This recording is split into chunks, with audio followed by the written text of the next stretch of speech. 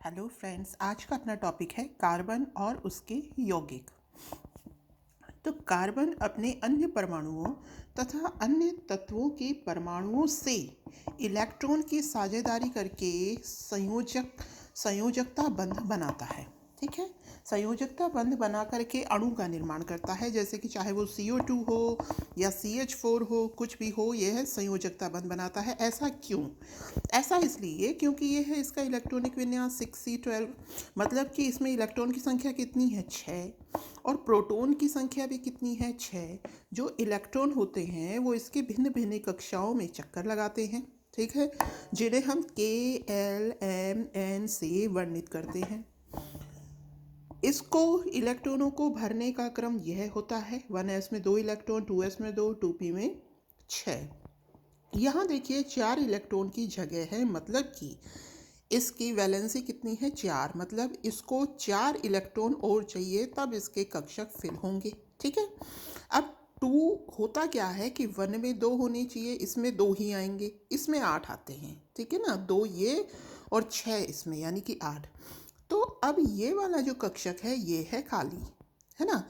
तो अब इसको अपना ऑक्टेट पूरा करना है, यानी कि 4 इलेक्ट्रॉन चाहिए। तो अगर ये आयनिक बंध बनाए तो या तो ये 4 इलेक्ट्रॉन लेगा या देगा, है ना। तो दोनों ही कंडीशन में क्या होता है, यदि यह 4 इलेक्ट्रॉन प्राप्त कर ले तो देखिए अब पहले से 6 इलेक्ट्रॉन तो इसके पास हैं, इसने 4 इलेक्ट्रॉन प्राप्त कर लिए, तो अब क्या होगा, पहले ही कम संख्या में है ना ये, ठीक है। तो 6 तो प्रोटॉन हो गए और 10 इलेक्ट्रॉन हो गए इसमें, तो इस तरीके से धारण करना मुश्किल हो जाएगा। इसी प्रकार अगर यह अपने 4 इलेक्ट्रॉन दे दे, है ना, तब फिर बाद में इसके पास में 6 तो प्रोटॉन और कितने इलेक्ट्रॉन बचे, इसने 4 दे दिए तो 2 ही बचे, तो ये भी क्या हो जाएगा, ये भी संतुलित नहीं होगा। तो ऐसा करने के लिए अधिक ऊर्जा की आवश्यकता होगी, इसलिए ये क्या करता है, शेयरिंग करता है। शेयरिंग कैसे, मान लीजिए कि इसने 4 हाइड्रोजन से शेयरिंग करी।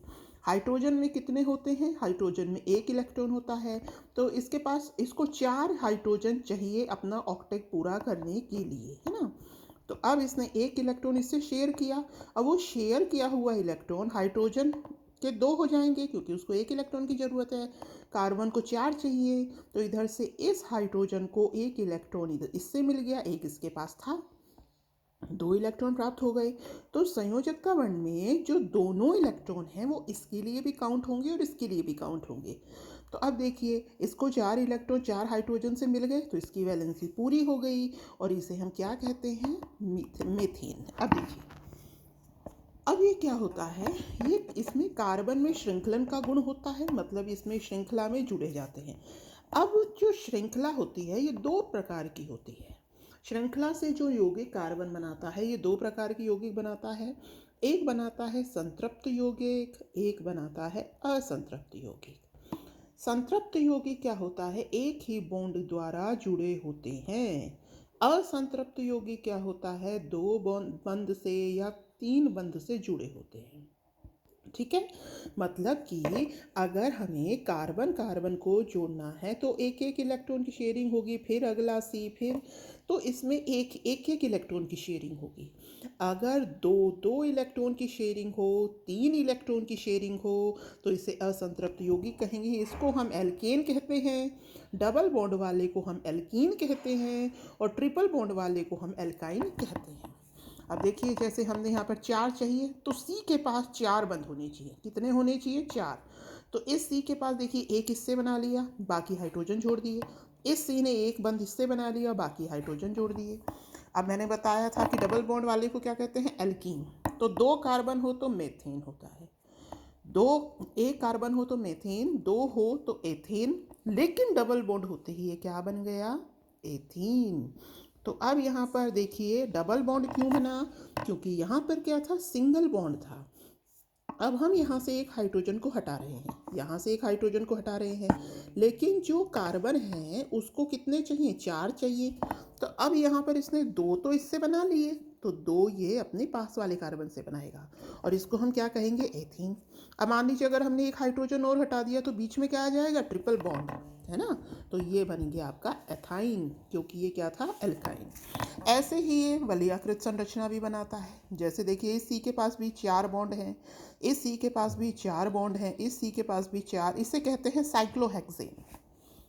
ये है बेंजीन। बेंजीन इस तरीके से जो अल्टरनेट है वो डबल बॉन्ड है ना। तो हर सी के पास में देखिए 4 ही बॉन्ड होंगे, 2 3 4, ये सी 2 3 4, ठीक है, ये बेंजीन होता है। उसके अलावा इसमें प्रक्रियात्मक समूह भी जुड़ते रहते हैं, जैसे कि chlorine, bromine, alcohol, aldehyde, ketone आदि, ये समूह भी इसमें जुड़ जाते हैं। अब अपन चलते हैं आगे है इसमें, ये मैंने क्लोरोप्रोपेन दिखाया है। तो देखिए मेथेन, एथेन, प्रोपेन, ये सामान्य एक संरचना बना दी है। यहाँ पर ये प्रोपेनॉल। आगे इसके रासायनिक गुणधर्म देखते हैं, ये कोई विशेष इंपॉर्टेंट नहीं है। आगे चलते हैं दहन। कार्बन ऑक्सीजन में दहन कर CO2 तथा ऊष्मा व प्रकाश देता है। मतलब कार्बन की अगर हम ऑक्सीजन में दहन करें तो क्या बनेगा, देखिए CO2, दहन होगा तो हीट एंड लाइट बनेगी। अब देखिए जो संतृप्त हाइड्रोकार्बन, मतलब जो एक बॉन्ड से जुड़े होते हैं, ये इंपॉर्टेंट है। संतृप्त हाइड्रोकार्बन से स्वच्छ ज्वाला निकलेगी जलने पर, और जो असंतृप्त हाइड्रोकार्बन है उससे पीली ज्वाला निकलेगी, साथ में काला काला धुआं भी निकलेगा। ऑक्सीकरण। ऑक्सीकरण की प्रक्रिया में क्या होता है, एक ऑक्सीजन जुड़ जाता है, वही इसको गर्म किया जाता है। क्षारीय या अम्लीय ऑक्सीकारक KMnO4 लिया गया है। तो अगर इसमें एक ऑक्सीजन जुड़ जाएगा तो ये आपका बन गया क्या, अम्ल, ठीक है। आगे चलते हैं संकलन अभिक्रिया। संकलन अभिक्रिया में क्या होगा, कुछ चीज़ जुड़ जाएगी, जैसे कि यहाँ निकल की उपस्थिति में यहाँ पर 2 हाइड्रोजन परमाणु इससे जुड़ गए, संकलन हो गया इनका, तो ये संकलन अभिक्रिया है। ऑक्सीकरण में याद रखिएगा जो एक ऑक्सीजन परमाणु है वो इससे जुड़ जाता है, ठीक है ना। तो ये एथेनॉल था और ये बन गया एथेनोइक एसिड, क्योंकि यहाँ पर 2 हैं तो एथेन लगेगा। विस्थापन अभिक्रिया। विस्थापन में क्या होगा, एक चीज़ विस्थापित होगी, जैसे ये मेथेन है CH4, इसकी हमने क्लोरीन से अभिक्रिया कराई सूर्य की प्रकाश की उपस्थिति में। अब देखिए अब यहाँ पर क्या हो रहा है, CH3Cl, तो यहाँ से एक हाइड्रोजन हट गया, एक Cl यहाँ जुड़ गया, तो ये बन गया CH3Cl। जो एक हाइड्रोजन हटा वो इस Cl के साथ आ गया, यानी कि ये क्या बन गया, HCl, ठीक है। तो ये है विस्थापन अभिक्रिया। आगे है कुछ महत्वपूर्ण कार्बनिक यौगिक, नॉर्मल 2 ही हैं, तो इनके बारे में देखते हैं। पहला है एथेनॉल। एथेनॉल है CH3CH2OH। अब अगर ये जो एथेनॉल है CH3CH2OH, अगर इसको सांद्र H2SO4 के साथ गर्म किया जाता है तो ये क्या बन गया, 2 कार्बन है और डबल बॉन्ड एथीन, तो और साथ में क्या निकल गया, एक हाइड्रोजन इधर से निकाल दीजिए, तो ये हो गया H2O। याद रखिएगा कि अगर हम एथेनॉल को H2SO4 के साथ गर्म करेंगे तो ये क्या किस में कन्वर्ट हो जाएगा, एथीन में।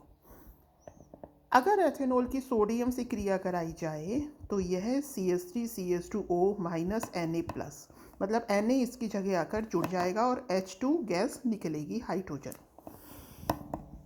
अच्छा, अब आपने बीच में जो प्योर ईंधन है उसके बारे में सुना होगा। अल्कोहल में पेट्रोल मिला करके ईंधन का भी निर्माण किया जाता है, इसका भी यूज़ किया जाता है। क्या, अल्कोहल में पेट्रोल मिला के। आगे चलते हैं, एथेनोइक अम्ल। एथेनोइक अम्ल है आपका CH3COOH, ठीक है। अब ये जो एथेनॉल है इसका उपयोग क्या है आपको मालूम होगा, ये मैं भूल गई बताना। कफ सिरप में, टॉनिक में, पेय पदार्थ में, और आपको मालूम ही है जो आपके पेय पदार्थ कौन से वाले। फिर है अगला एथेनोइक अम्ल। एथेनोइक अम्ल है CH3COOH।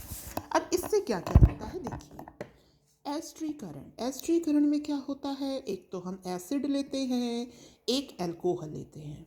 तो अम्ल और अल्कोहल की अभिक्रिया, जब इसका अभिक्रिया कराई जाती है तो यह प्रक्रिया स्थिरीकरण कहलाती है और इससे किसका निर्माण होता है? एस्टर का। तो देखिए CH3COOH एथेनोइक अम्ल, CH3CH2OH एथेनॉल। अब क्या होगा? ये देखिए OH और इससे हटा दीजिए ये H, तो ये H2O बनकर अलग निकल गया और ये आपका C डबल बॉन्ड O और ये O जुड़कर ये बन गया एस्टर। अब इस एस्टर का हम यूज़ करेंगे, प्रोसेस साबुनीकरण कहलाता है। ये जो एस्टर यहाँ बना इसका हम उपयोग करेंगे, NaOH से इसकी रिएक्शन कराएंगे तो यहाँ पर क्या होगा? ये जो CH2H5 है, ये OH इधर OH इसके साथ जुड़ गया और ये क्या बन गया? CH3COONA। ठीक है, ये प्रोसेस कहलाता है साबुनीकरण। ठीक है, तो अब हम चलते हैं तो एस्टरीकरण में एथेनोइक अम्ल और एथेनॉल को मिलाया तो एस्टर बना। एस्टर से किसकी अभिक्रिया कराई? NaOH की, तो क्या बना? ये C2H5OH बना और CH3COONA, मतलब इसका अम्ल का सोडियम लवण। अब चलते हैं साबुन और अपमार्जक क्या होते हैं। देखिए साबुन अभी आपने देखा CH3COONA। अब यहाँ पर मैंने यहाँ पीछे भी आपको बताया था, किधर गया ये रहा, यस, कि यह है CH3CH2O माइनस और Na प्लस।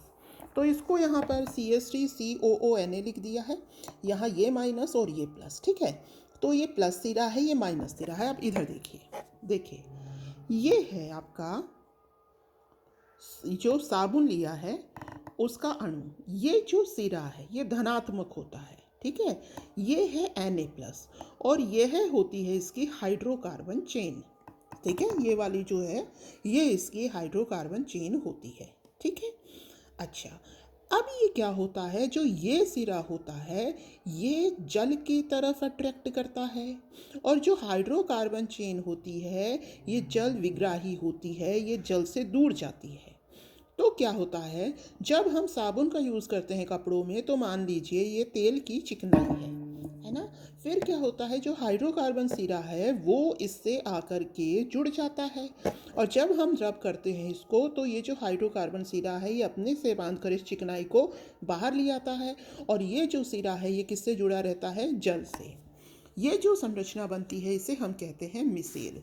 ठीक है, तो ये है इसका आयनिक भाग, ये है इसका हाइड्रोकार्बन भाग।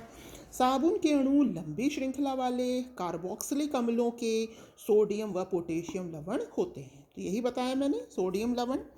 अच्छा, अब क्या है? अब कठोर जल अगर हम काम में लेते हैं तो कठोर जल में साबुन आसानी से काम में नहीं आता, ठीक से सफाई नहीं कर पाता।